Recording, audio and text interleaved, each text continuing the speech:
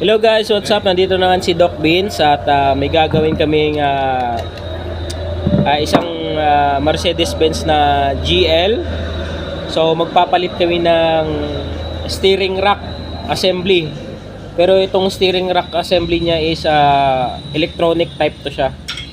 So kinomputer ko to, diniagnose at ang sinasabi is ang steering electronic niya. So ang steering electronic niya kasi ito, papakita ko sa inyo dito. Yan. Yan. Itong steering electronic niya kasi ito na, dito na yung module niya. Yan. Dito na yung module yan. Ito na. So buo na yan, papalitan yan.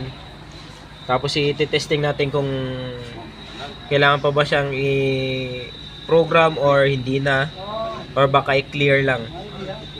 So ito yung ginagawa ng mga tropa ko. Yan. Yan yung mga gumagawa. Yan. Yan.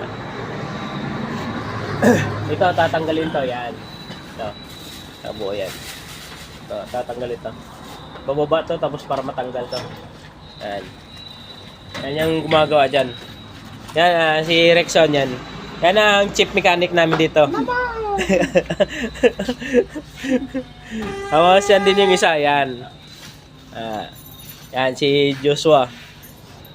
Tatanggalin yan. Tapos papalitan to. So, yan lang guys. Update lang kami kung tapos na yung gagawin namin. See you.